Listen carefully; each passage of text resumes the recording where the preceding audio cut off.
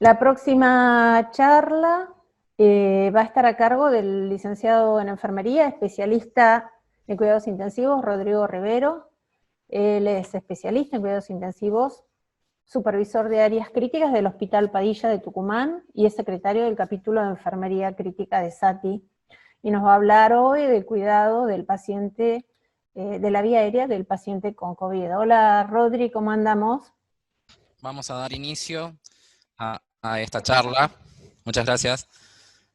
Vamos a dar inicio a esta charla, que, bueno, a continuación de Ana, que dio un paneo general sobre los cuidados específicos y generales del paciente conectado a ventilación mecánica. Me toca hablar puntualmente del manejo de la vía aérea en pacientes con sospecha o con confirmación de COVID-19. Vamos a tratar de hacerlo rápido, sabemos que estamos un poquito atrasados con el tiempo, por lo tanto, vamos a hacer honor a eso. ¿Bien? Bueno, para iniciar, sabemos que el coronavirus nos surgió en el mundo y convirtió a esto en un escenario complejo y en un desafío permanente, debido a que al ser un nuevo virus y desconocer específicamente cómo actuaba y cuáles eran las consecuencias de adquirirlo, generó, ¿sí?, un desafío permanente en su manejo. Este desarrollo de la pandemia que nos vino a modificar el ritmo de vida habitual que teníamos y a generarnos nuevas transformaciones, ¿sí? Implicó también la dificultad de crear recomendaciones al inicio de esta pandemia. Todo lo que surgía, todo lo que aparecía y se iba exponiendo, sabíamos que podía ser aplicado quizás hoy, pero no mañana. Muchos conceptos, muchas recomendaciones fueron modificándose durante todo este tiempo de pandemia, lo cual, por supuesto, genera altos niveles de incertidumbre.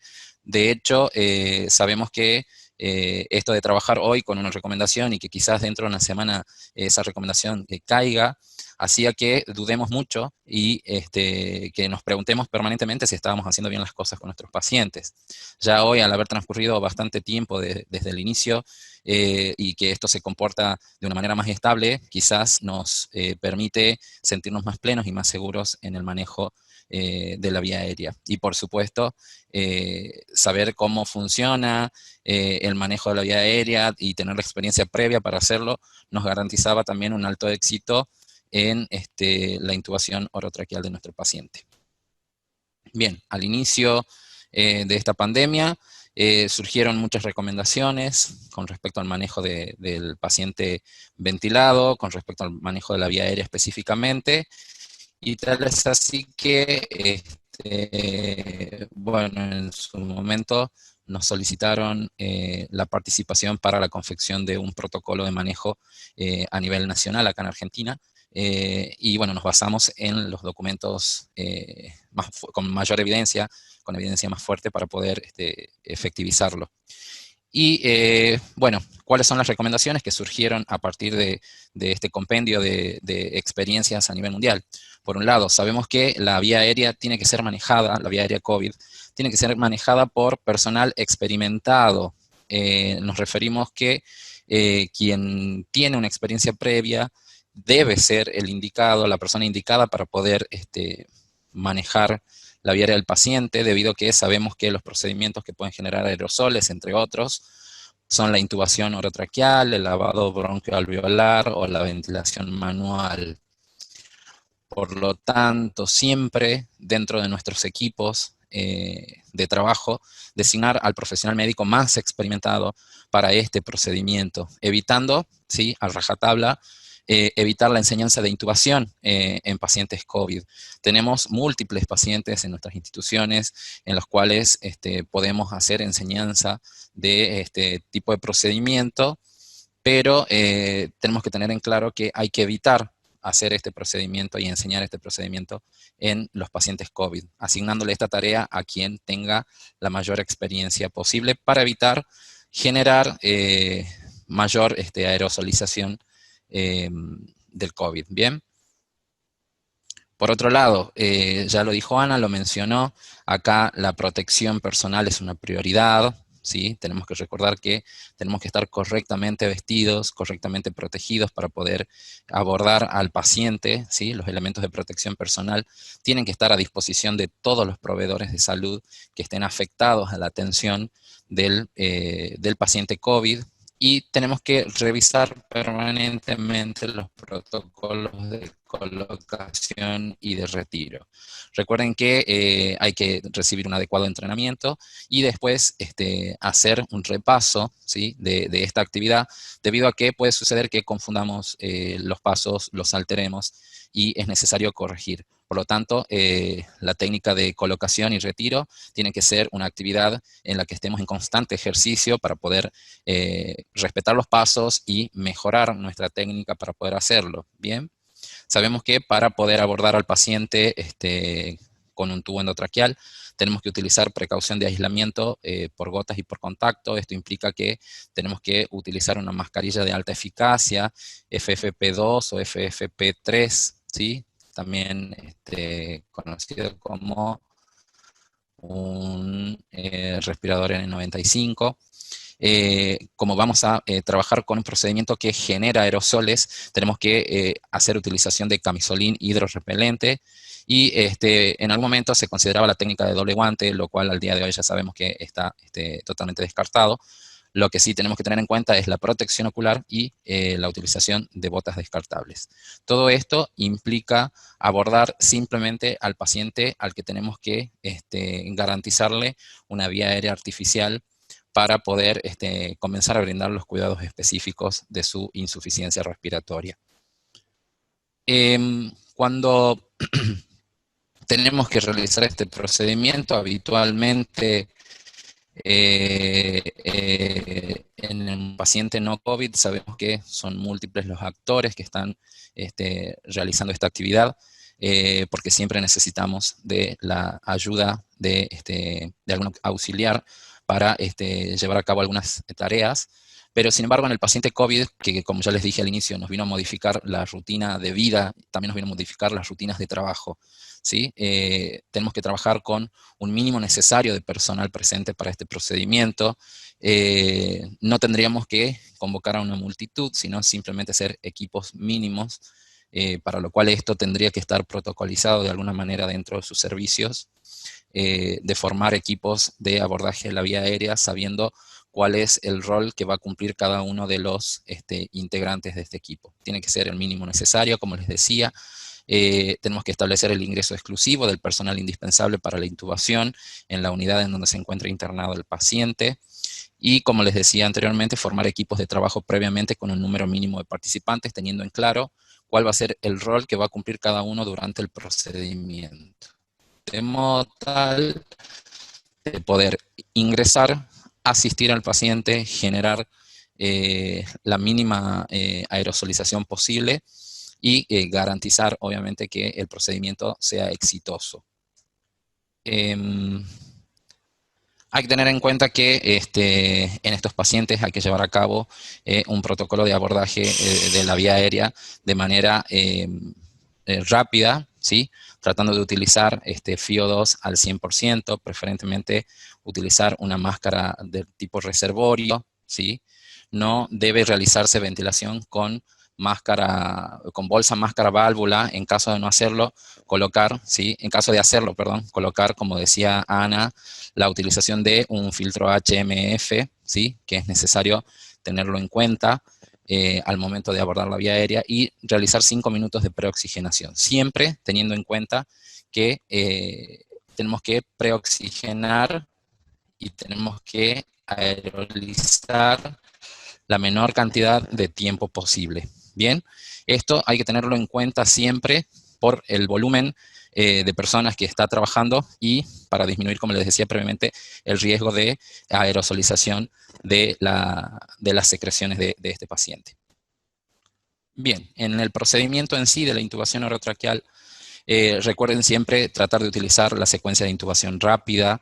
Ya lo vamos a ver en una diapositiva a posterior, recordar cuáles son los tiempos específicos para poder hacerlo, no debemos demorar demasiado. Es por eso que se recomienda que la persona que esté a cargo de esto tenga la experiencia necesaria para poder hacerlo, no tratar de realizar intubación vigil, por supuesto, ni tampoco intubación guiada por fibrobroncoscopía, ¿está? Tenemos que verificar si en nuestro paciente va a existir o no la posibilidad de que haya un abordaje difícil de la vía aérea, ¿bien? Porque tenemos que tener en cuenta que si en este caso surgiera esa posibilidad, tenemos que contar con todos los elementos para poder abordarla en el lugar y en el sitio previamente. Recuerden que no podemos salir ni entrar permanentemente de la unidad, sino que tenemos que trabajar y agrupar las actividades para llevarlas a cabo y evitar, ¿sí?, la dispersión del virus. Las drogas recomendadas para poder inducir al paciente al procedimiento de intubación endotraqueal, las más recomendadas son etomidato, propofol y succinilcolina o rocuronio, las cuales ya vamos a ver también dentro de las diapositivas que vamos a presentar, el por qué tienen esa recomendación. Considerar también el uso de videolaringoscopio, por supuesto, siempre y cuando tengamos la disponibilidad de este elemento dentro de nuestras unidades de cuidados intensivos. Sabemos que no todas las unidades en las distintas partes del mundo pueden poseer este tipo de dispositivo, pero en el caso de tenerlo, ¿sí?, y de tener un entrenamiento adecuado, hacer el uso del videolaringoscopio para garantizar una intubación mucho más rápida, ¿bien? Y dependiendo de la condición clínica, es posible que tengamos que modificar la secuencia de intubación rápida. Esto va a depender, obviamente, de la clínica del paciente y también de algunos factores como predictores de intubación difícil. Todo esto tiene que ser evaluado previamente y hay que tener una premisa siempre presente. En pandemia no hay emergencia, sino que tenemos que repasar paso a paso para evitar, como les decía, la mayor aerolización del germen. Si se requiere ventilación manual, ¿sí?, en el caso de requerirlo, recuerde siempre utilizar los volúmenes tidal bajos, ¿sí? En este caso, ¿sí?, se sugiere la utilización de dispositivos supraglóticos en el caso de no poder abordar la vía aérea de manera efectiva con un tubo endotraqueal. Recordar que siempre tenemos que tener una opción B o un plan B y hasta un plan C, inclusive en el caso de fallar en primera instancia con el tubo endotraqueal. Hay que insuflar bien el CAF antes de iniciar la ventilación. Esto es primordial, lo sabemos, lo efectuamos habitualmente, pero siempre en este caso tener presente que hay que insuflarlo bien para evitar, ¿sí?, que se generen aerosoles. Y se sugiere conectar siempre al circuito de aspiración cerrado, ¿sí? Hablamos de sugerencia porque sabemos que existen, como les decía previamente, servicios e instituciones que por ahí no tienen la posibilidad de adquirir este tipo de circuitos, pero en el caso de tenerlos, hacer uso de ellos, que es una de las tantas recomendaciones que existe para el manejo de la vía aérea del paciente COVID positivo. Como les prometí hace un ratito, acá tenemos el esquema simplificado de la secuencia rápida de intubación, ¿sí? Hay que tener en cuenta que tenemos que llevar a cabo este procedimiento, ¿sí?, de manera segura y en el menor tiempo posible, tratando de minimizar cualquier riesgo de equivocación, ¿sí?, y tratando en todo caso de garantizar una intubación rápida, efectiva y con un riesgo de aerosolización mínimo, ¿bien? Para ello tenemos distintas etapas, como ustedes pueden observar acá en la imagen. La planificación y la preparación del paciente tiene que ser en menos de 10 minutos. En esta etapa tenemos que visualizar, ¿sí?, los distintos planes que podemos llegar a utilizar en el caso de no poder abordar la vía aérea de la manera que deseamos, ¿sí? En menos de 5 minutos tenemos que preoxigenar a este paciente, considerar la realización de premedicación, ¿sí?, en menos de 3 minutos. Sabemos que la fase de apnea tiene que durar hasta no más de un minuto, para lo cual tenemos que inducir al paciente utilizando la medicación específica para realizar la parálisis y la hipnosis de manera simultánea, ¿bien? Posición del paciente y presión cricoidea. Si bien la presión cricoidea hoy por hoy no está recomendada, ¿sí?, sabemos que hay algunos profesionales que aún la siguen solicitando, pero evitar el uso en el caso de que lo hagamos habitualmente, tratar de evitarlo. La laringoscopía, perdón, entre 45 a 60 segundos, ¿sí?, para poder visualizar las cuerdas vocales, observar el paso del tubo, la posición del tubo. Todo esto, ¿sí?, se tiene que hacer en un tiempo acotado. Por eso se llama secuencia de intubación rápida y busca, como les decía, garantizar en el menor tiempo posible el abordaje de la vía aérea artificial. Como ven acá también en la imagen tenemos, ¿sí?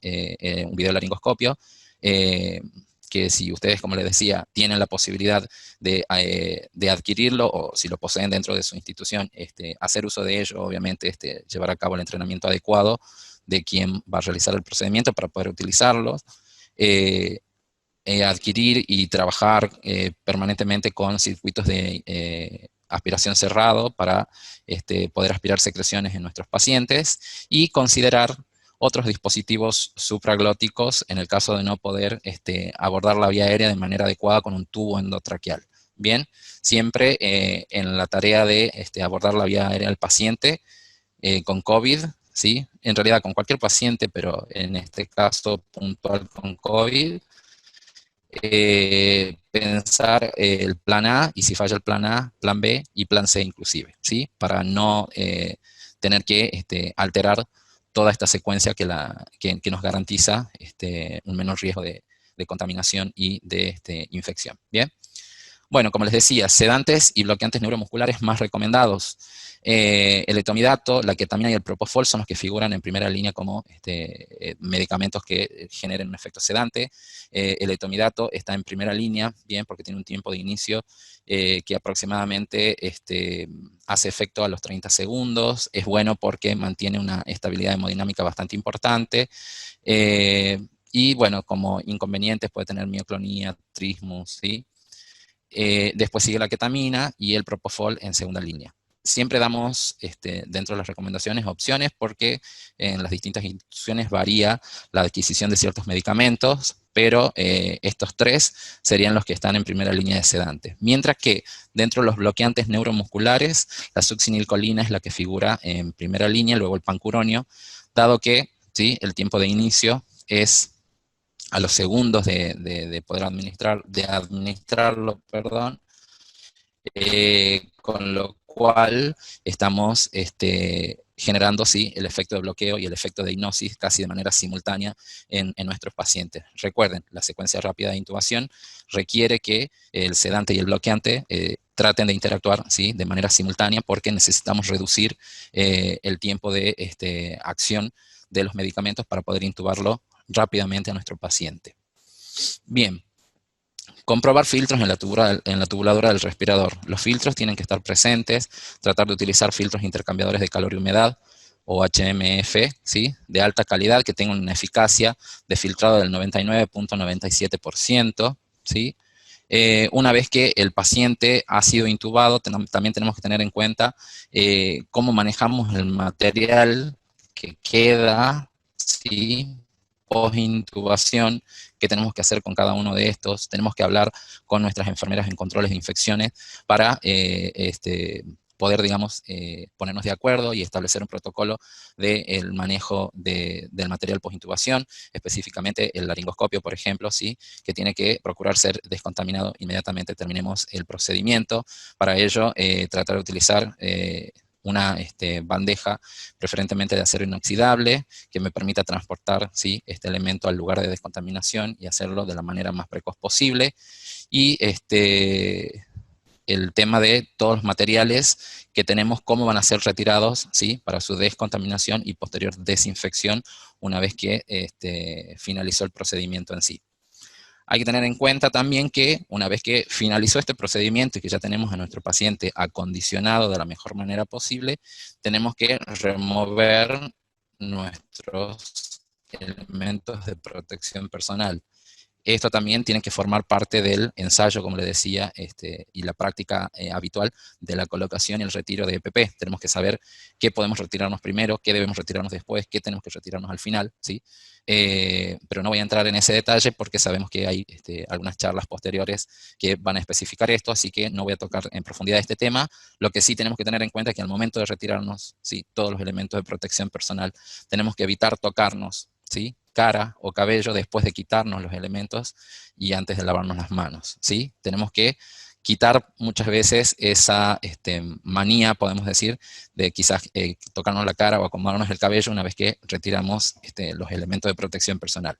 Tenemos que hacerlo una vez que ya hemos retirado todo y nos hemos lavado adecuadamente las manos y tenemos garantía de que no nos contaminamos. Bueno, fui demasiado rápido, eso lo sé, ¿sí? Pero es una práctica que creo en la que ustedes tienen ya bastante ejercicio. Quizás puntualizar algunos puntos que eran importantes, pero como el tiempo nos apremia y vamos un poco a las corridas, bueno, fui rapidito.